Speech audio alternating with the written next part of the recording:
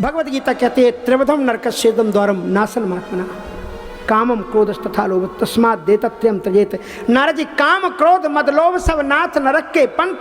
नारद जी क्रोध में आग बबूला होकर के जा रहे हैं। ऐसी ट्रेन पकड़ी है जो उन्हें नरक ले जाने वाली है और जाना चाहते हैं बैकुंठ को। भगवान समझ गए कि मेरे बच्चा ने, मेरे भक्त ने गलत ट्रेन पकड़ ली है, मैं जरा बीच में ही चला जाऊं। तो बीच ही पंथ मिले धनुजारी और संग रमा। भगवान भी बड़े कौत किए ना, अकेले ही चले आते मेरे बाप। सो अकेले नहीं आए, अपने धोआए सो आए। वो राजकुमारी भी अकेली राजकुमारी होती नहीं, सो लक्ष्मी जी भी और राजकुमारी और गोई माला भी पड़ी हुई है, जिसको नारद जी देख रहे थे कि मेरे गले में पड़ेगी। और फिर नारद जी से भगवान ने पूछा महाराज मुनि कहाँ चले बिकल की नहीं, कहाँ जा रहे हैं आप? दत्ती कटकटा करके नारद जी ने कहा कि मैं जहाँ जा रहा हूँ ना अभी बताता हूँ तुमको, अभी बताता हूँ। फिर तो नारद जी ने गुस्से में आकर के जो जो अनाप शनाप कहा है पूछो मत। कहा तुम छली हो, कपटी हो, स्वार्थ साधक कुटिल, तुम सदा कपट व्यवहार। मतत सिंधु तुम्हारा ये स्वभाव, ये जो लक्ष्मी है ना, इसको भी तुमने ऐसे ही छल पूर्वक वर्ण किया था। हमारे भोलेनाथ कितना स्वरूप से कर्पूर्ण गौरम कर्णावतार, आपने क्या किया उनके साथ? उनको जहर पिला दिया, पागल करके बैठा दिया और बाद में अपनी लक्ष्मी को ले लिया। आप रमा मणि चारू, आपने लक्ष्मी को भी लिया और वो कौस्तुभ मणि खट्ट से अपना गला आगे कर दिया, कहा ये तो मुझे दे दो। इसलिए स्वार्थ साधक कुटिल, तुम सदा कपट व्यवहार। तुम अभी से नहीं, पहले से ही स्वार्थी हो, कुटिल हो, कपट का व्यवहार करने वाले हो। लेकिन फले भवन अब बयान दीना, आपने बड़े अच्छे घर में बयान दिया है, पाओगे आज मैं तुमको फल दूंगा। बयाना पुराने ज़माने में चलता था गांव में, जब शादी होती थी ना तो घरों में बयाना जो दिया जाता था, लोग सहयोग के लिए आते थे। बहुत अच्छे आपने घर बयाना दिया है, आपको परिणाम मिलेगा इसका। आज मैं तुम्हें श्राप दूंगा, क्योंकि आज तक तुम्हें कोई श्राप देने वाला मिला नहीं।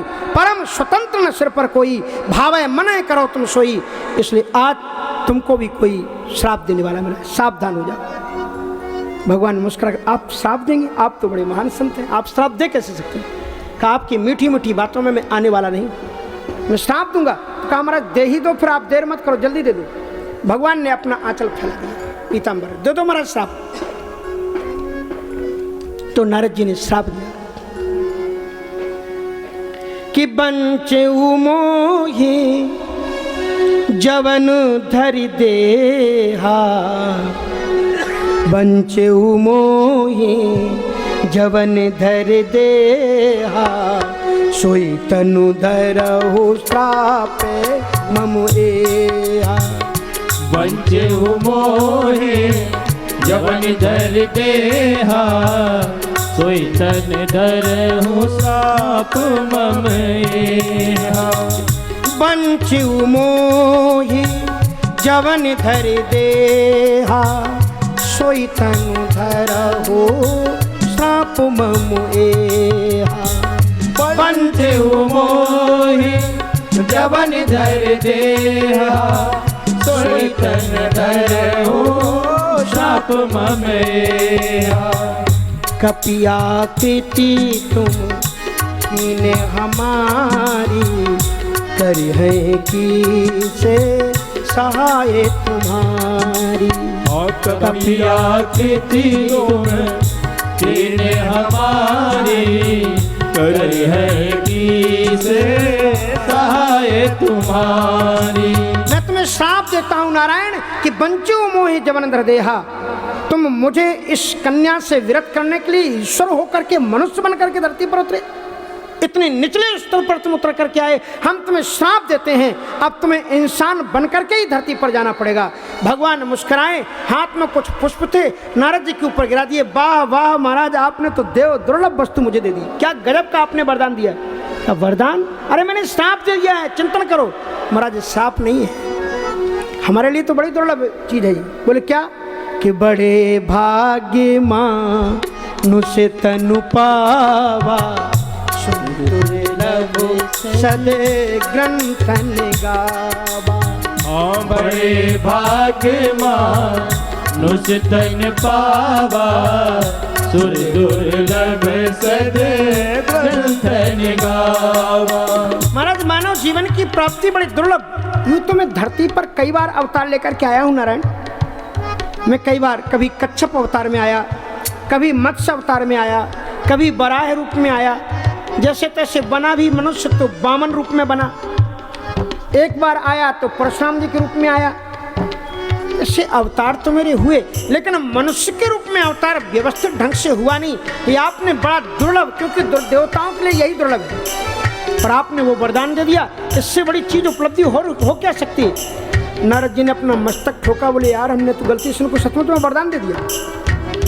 बोले सुनो सुनो, अब मैं तुम्हें दोबारा श्राप दे रहा हूँ। कहा दे दो महाराज, वो भी कोई उपयोगी ही होगा। तुम मैया बेकार कीन तुम भारी, नारी बिरह तुम हो दुखारी।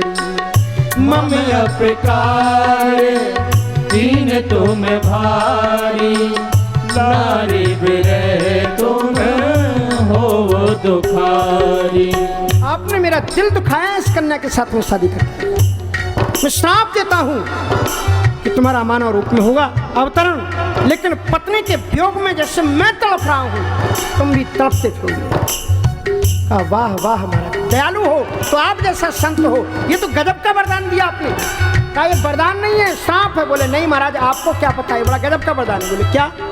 बोले हम तो ये सोच रहे थे कि आप ये कहने वाले हैं कि मनुष्य तो बनोगे, जैसे मैं अविवाहित रह गया उसी तरह से जिंदगी भर तुम अविवाहित रहोगे, लेकिन आप तो कह रहे कि नारी में रहे तो वो दुखारी। ये तो बहुत अच्छा होगा। इसका बाबा मतलब हमारी शादी तो होगी ना बाबा, और मैं पत्नी के लिए रोऊंगा, इसका मतलब पत्नी अच्छी होगी।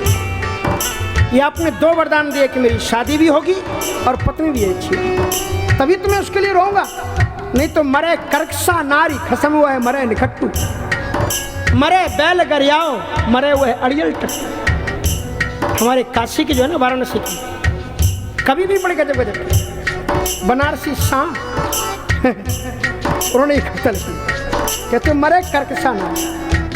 जो नारी कर्कशा हो, बेचारा पति ऑफिस से आए, न पानी को न चाय को, अजी ये रह गया वो रह गया, तुम्हें पता नहीं रहता बच्चे कहाँ जा रहे हैं कहाँ नहीं जा रहे, तुम्हें तो कुछ भी ध्यान नहीं रहता। मैं तो परेशान हो गई, कहानी कौन से पाप थे तुम्हारे साथ में, हमारा फंदा पड़ गया। न पानी को पूछा ना कुछ को। कभी लगता है कि मरे कर्कशा नारी, ऐसी कर्कशा नारी मर जाए तो मत रोना, रोने वाले को पाप लगेगा। हमारा जो नारियों के लिए लिखा है, कहा नहीं नहीं पतियों को भी लिखा है, जरा मुस्कुराना मत, आप लोगों के लिए भी लिखा है। कहा मरे हुए खसम निखट्टू, जो निखट्टू खसम हो, बच्चों के लिए 2 जून की रोटी नहीं, तन पर ढकने के लिए कपड़ा नहीं, और अपनी शराब चढ़ा करके नाली में नाक रगड़ता फिरता हो, जुआ खेल रहा हो, ऐसा खसम। मर जाए मत रोना, नहीं पाप लगेगा। हम नहीं कहते नामानी की बात नहीं, ये तो कभी की बात है। ये कहो कि महाराज क्या सिखा रहे हो, खसम हुआ है मरे निखट्टू। अब देखो, अगर आपकी बात करेंगे तो आपको बुरा लग जाएगा, इसलिए दिल्ली की मैं बात करता नहीं, बेरीबाल की भी बात नहीं करूँगा। हाँ, नहीं तो हमारी बेरीबाल की माताएं कहेंगी कि महाराज, तो मैं आप लोगों की बात नहीं करता, मैं तो अपने बनारस की बात कर लेता हूँ। मैं बनारस का हूँ। एक माता जी का नियम था कि श्रीमान जी जो कुछ कहें ठीक उसके उल्टे चलना। अगर उन्होंने कह दिया जल्दी उठना तो नहीं उठना, नाश्ता बना देना, खुद बना लेना, मुझे भी दे देना, बिल्कुल उल्टा काम करना। एक दिन श्रीमान जी ने पेपर में पढ़ा गंगा जी में बाढ़ आ गई है, तो उन्होंने कहा सुनो, वैसे तो तुम मेरी बात नहीं मानती हो, तुम्हारी आदत है, लेकिन आज गंगा जी में बाढ़ ज़्यादा है, आज मत जाना स्नान करने, और अगर सुनो ना मानो चली ही जाओ तो जरा गहरे में मत जाना। और उनका तो नियम था, संकल्प था कि श्रीमान जी जो कुछ कहें उससे उल्टे चलना।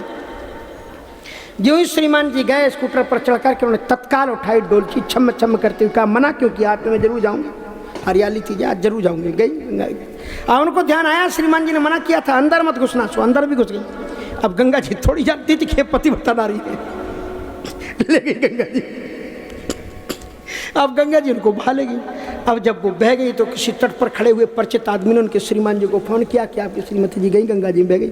अब बेचारे हड़बड़ाए से आए, पत्नी को खोज रहे थे, और खोजते खोजते उधर खोज रहे थे जिधर से धारा आ रही थी। अरे मेरे भाई, जब कोई बहेगा तो उधर जाएगा ना जिधर धार जा रही है। उल्टे खोज रहे थे नदी की धार में। तट पर खड़े हुए लोगों ने कहा कि श्रीमान जी क्या हुआ? कहा मेरी श्रीमती जी बह गई हैं, उनको हम खोज रहे थे। बोले मेरे बाप, उधर खोजना जिधर को धारा जा रही। कहा मेरी तुम नहीं जानते मेरी श्रीमती जी के बारे में, वो कभी सीधी चली ही नहीं है, वो बहेंगी भी तो उल्टी ही बहेंगी, सीधी तो बह नहीं सकती। आपकी बात नहीं है, बाहर की बात है। तो इसलिए भगवान ने कहा इसका मतलब मेरी पत्नी ऐसी नहीं होगी